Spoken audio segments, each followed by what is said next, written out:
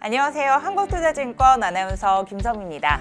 네, 이렇게 2024년이 왔는데요. 2023년 투자는 좀 어느 때보다 난이도가 높았다라는 의견이 있었습니다. 이제 반면에 2024년이 되면서 좀 어떤 섹터에 주목을 해봐야 되나라는 의견 많이 주셨는데요.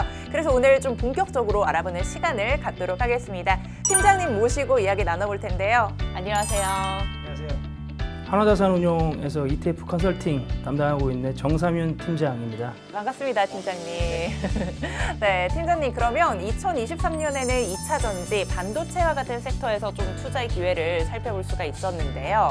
그러면 혹시 2024년에 좀 주목해봐야 할 섹터가 있다면 어떤 섹터인지 알려주실 수 있을까요? 혹시 아나운서님께서는 올해 유망하게 보는 섹터가 있으신가요? 저는 이렇게 한쪽 콘텐츠들을 다루다 보니까 혹시 반도체가 좀 계속 유망하지 않을까 생각을 해봤는데 어떻게 생각하시나요? 당연히 이제 반도체도 올해 유망한 섹터라고 보여지고요. 다만 이제 저희는 2024년도 올해 꼭 주목해야 할 섹터로 방산 섹터를 좀 추천드리고 싶습니다. 방산이요? 네. 그 이유는 2023년 작년이죠. 그 러시아 우크라이나 전쟁을 시작으로 이스라엘 하마스 분쟁 그리고 미중 갈등 같은 신냉전 체제가 계속 지속이 되었고요. 네. 그에 따라서 지정학적 리스크도 계속 확대되면서 세계적으로 이제 글로벌리하게 자주 국방의 중요성이 좀 많이 부각된 한 해였습니다. 그리고 이런 환경 속에서 이제 대한민국의 방위산업 기업들이 이제 글로벌 경쟁력을 보여주면서 수출을 늘려나가고 있었고요. 반도체 2차 전지에 이어서 대한민국의 대표적인 수출 아이템으로 올해는 자리매김할 거라고 생각됩니다. 그래서 저희는 이제 방위산업 섹터를 이제 올해 유망한 섹터로 추천드리고 싶습니다. 네, 방산에 대한 이 관심이 좀 더 커지는 것 같은데 그럼 이 수요의 측면에서 보면 방위산업의 무기나 물자들을 찾는 수요가 좀 지속적으로 증가할 것으로 보고 계신가요? 네, 맞습니다. 대표적으로 이제 나토 회원국들의 2023년도 방위비는 전년 대비 4.5%가 증가를 했고요. 그리고 방위비 지출 추이 역시 전년 대비 6.1% 증가했습니다. 그리고 향후 방위비 비중을 이제 GDP 대비 최소 2%까지도 이제 또한 높이기로 합의를 한 그런 사항이고요. 특히 이제 대한민국의 주요 수출국인 폴란드 같은 경우에는 GDP의 4%까지 방위비를 증액할 것으로 확정이 되었습니다. 그리고 폴란드를 필두로 해서 동유럽 그리고 이제 미중 갈등으로 영향을 받는 동남아 국가들이 방위비를 증액시킬 계획을 추가적으로 가지고 있고요. 중동 역시 그 최근에 이스라엘 하마스 전쟁 분쟁으로 인해서 추가적인 군사력 확장을 계획하고 있는 것으로 알고 있습니다. 이렇게 지금 말씀해 주신 것처럼 전 세계적으로 방위산업에 대한 수요는 정말 확실하다고 봐도 될 정도네요. 그럼 공급 측면에서 이 대한민국 방위산업의 생산 능력과 글로벌 경쟁력은 좀 어떻게 되어 있을까요? 대부분의 나토 국가들은 2차 전쟁 이후로 이제 군 물자 생산 시설을 지속적으로 축소를 하였는데 이로 인해서 이제 즉각적인 이제 무기 생산이나 공급이 지금 어려운 상황입니다. 반면에 이제 대한민국 같은 경우에는 6.25 전쟁 이후로 계속적인 분단 국가로서 지속적으로 군 물자 생산 시설을 유지하고 있었고 이에 따라서 이제 단기간 내 무기를 납품할 수 있는 적기 공급 능력이 대표적인 국내 방산 기업의 장점이라고 말씀드릴 수 있습니다. 그렇군요. 그러면 우리나라가 이렇게 방위 산업에 있어서 좀 규모가 큰 나라였나요? 네, 잘 모르셨겠지만 국내 기업 같은 경우에 대량 생산 체계를 현재까지 유지하고 있었고요. 그에 따라서 이제 규모 경제에 의한 이제 가격 인하로 글로벌리하게 가격 경쟁력을 충분히 발휘할 수 있는 그런 장점을 보유하고 있습니다. 더불어 그 지속적인 무기 개발 투자와 한반도의 다양한 지형과 기후 속에서 훈련을 통한 실전 운영 경험으로 검증된 제품력을 보유하고 있다는 것 또한 국내 방산 기업들의 장점이라고 말씀드릴 수 있습니다.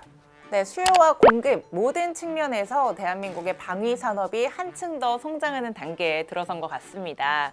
그런데 제가 얼마 전에 이렇게 또 듣기로는 이뿐만 아니라 이렇게 대한민국 방위 산업에 대해서 좀 정부의 지원 정책도 있다라고 들었거든요. 맞나요? 정확히 알고 계시군요. 최근까지 그 수출입은행 보증 한도 제한으로 그 폴란드양 수출이 좀 지연이 되고 있었습니다. 근데 수출입은행에서 이제 보증 한도를 확대하고 예외 조항을 구체화하는 법안을 현재 발의한 상태고요. 국회에 상정되어 있는 그런 상황입니다. 추가적으로 정부의 지원과 함께 5대 은행, 5대 시중은행에서 금융 지원이 이어지고 있고요.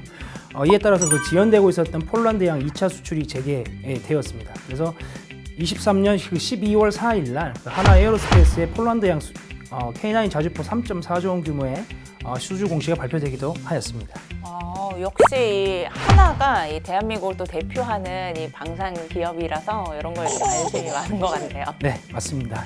이와 같은 그 정부의 적극적인 지원에 힘입어 향후 동유럽, 호주, 동남아, 중동 등에서 대한민국 방위산업 기업들의 수주가 꾸준하게 발생될 것으로 예상됩니다. 네, 우호적인 대내외 환경에 정부의 지원 정책까지 대한민국의 방위 산업의 전망이 아주 밝아 보이는 것 같습니다. 그럼 혹시 이러한 방위 산업에 투자할 수 있는 좀 ETF에 대해서 소개를 해주신다면 어떤 상품에 관심을 가져보는 게 좋을까요? 대한민국 방위산업에 투자할 수 있는 국내 상장 ETF는 딱 하나밖에 없습니다. 하나밖에요. 예, 그게 바로 이제 하나자산운용에서 운영하고 있는 아리랑 K방산 ETF인데요. 대한민국을 지키는 대표 방산 기업 하나그룹의 역량을 모아서 만들어낸 국내 유일한 방위산업 ETF라고 보시면 될 것 같습니다. 네, 왠지 국내 유일이라고 하니까 뭔가 K방산의 자부심이 딱 느껴지는 것 같습니다. 네, 맞습니다. 방위산업 특성상 전 세계 국가를 대상으로 하고 방산물자가 다양하기 때문에 저희 아리랑 K방산 ETF를 통해 분산 투자하셔서 대한민국 방위산업의 성장에 투자하시는 방법을 추천드리고 싶습니다. 네, 방금 말씀해주신 것처럼 국내 유일의 방산 ETF잖아요. 아리랑 K방산 FN ETF에 대해서 조금 더 뜯어보면 좋을 것 같은데 정확한 구성 종목과 상품의 특이점이라는 게 있을까요? 저희 아리랑 K방산 ETF 같은 경우에는 대한민국 방위산업을 대표하는 하나 에어로스페이스, 그리고 현대로템, 한국항공우주, LIG 넥스원, 하나시스템 같은 기업들로 구성되어 있고요. 종목당 최대 편입 비중은 20%라고 보시면 될 것 같습니다. 그리고 매년 6월, 12월 연간 2회 리밸런싱을 진행하고 있습니다. 특히 그 주가 측면에서 살펴보면 시장 대비 꾸준히 아웃퍼폼하고 있는 그런 상황이기 때문에 투자자들의 관심이 꾸준히 이어지고 있습니다. 네, 그러면 이 종목에 대한 자세한 수익률과 내용은 아리랑 ETF 홈페이지를 참고하면 되겠네요. 네, 맞습니다. 네, 지금까지 이 방위산업에 대한 최근 상황들과 대한민국 방위산업에 투자할 수 있는 하나자산운용의 아리랑 K방산 FN ETF에 대해서 알아봤습니다. 네, 이렇게 오늘 팀장님의 설명을 들어보니 대한민국 방위산업의 미래가 굉장히 또 밝은 것 같습니다. 그렇다면 어떻게 좀 투자해보면 좋을까요? 구체적으로 알려주시면 좋을 것 같습니다. 개인 계좌에서도 투자 당연히 가능하고요. 네. 그리고 퇴직연금 IRP나 DC를 통해서도 투자 가능합니다. 알려주신 것처럼 IRP와 DC와 같은 퇴직연금 계좌에서도 꼭 방산 ETF 주목해보시면 좋겠습니다. 그러면 정삼윤 팀장님 오늘 좋은 말씀 감사드리고요. 마지막으로 공식 인사하고 마무리해보면 좋을 것 같습니다. 네, 여러분 새해에도 연금 부자 되세요.